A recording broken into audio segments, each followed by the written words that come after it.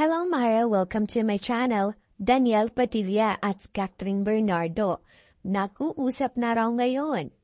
Mare, ayon kay Christy Fermin, may mga source siyang nakapagbigay ng impormasyon na nag-uusap na raw ngayon sina Daniel Padilla at Catherine Bernardo. Sinabi ni Christy, meron po kaming mga impormanteng hindi nanununog at namumuryente na nagpapaabot sa amin ng impormasyon na nag-uusap na raw po ngayon si Daniel Padilla at Catherine Bernardo. Pero ito po ay pwedeng i-deny ni Daniel Padilla at ni Catherine Bernardo at pwede rin naman po nilang panindigan kung totoong naganap ito. Si Daniel Padilla ay apela sa kanyang bagong proyekto, ang Incognito, at nagbigay ng pahayag tungkol sa kanyang mga tagahanga at ang kanyang career. Sa isang interview, nagpasalamat si Daniel sa walang sawang suporta ng kanyang mga fans.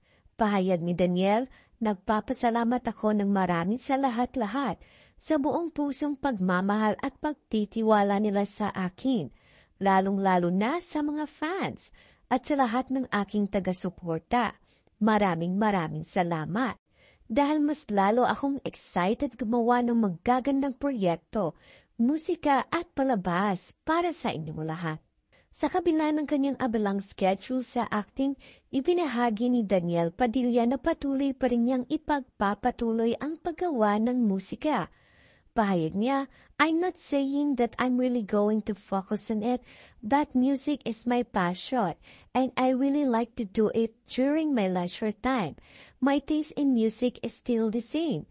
Maybe there will be plans to release a new single too. Ibinahagi rin ni Daniel Padilla na espesyal sa kanya ang Incognito dahil ito ang kanyang unang serye ngayong taon. Siyempre, espesyal sa akin ang Incognito dahil ito ang aking unang serye ngayong taon at sa tulong ng production at kapwa ko artista ay natawid namin ng maayos ang mga eksena. Disiplina at dedikasyon talaga ang ilalaan mo para matawid ito. Makikita nilang lahat ito kapag napanood na nila. Yun lang Mare, thank you for watching Mare, subscribe for more.